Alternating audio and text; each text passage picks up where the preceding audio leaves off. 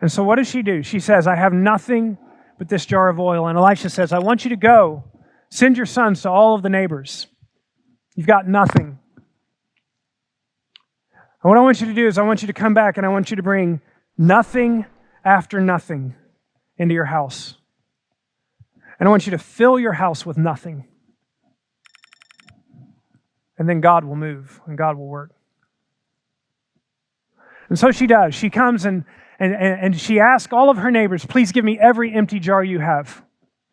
And as she comes in, her sons bring them and she shuts the door behind them and she begins to pour the one jar of oil that she has into that nothing. And it fills the nothing. And so they bring another jar of nothing in front of her and she fills the jar with nothing, or the jar of nothing with the oil. And for every empty jar, every nothing that she can bring, God fills it. And it doesn't stop until there's no more nothing in her life. It's really interesting when you think about it. Now, these are plastic here because it turns out my access to potters is limited at this time in my life. What is a jar made out of? It's made out of the dust of the ground. Fashioned into a shape, put into a furnace, put up really hot till it has some usefulness.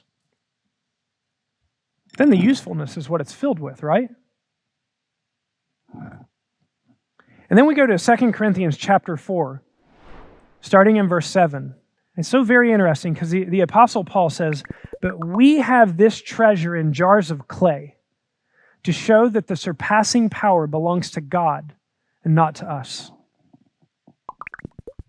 When Paul thinks about not only his life, but all of these band of apostles that are going around sharing the Word of God, planting churches, performing miracles, getting persecuted, writing books of the Bible, he says, we're just a jar of clay, and the power isn't in us, but it's in the God that we serve. When you begin to think of your life, what does it mean? What does it mean to receive Jesus the Lord and walk in Him day by day? I think in some sense it's as simple as waking up in the morning and saying, all right, Lord, here I am today.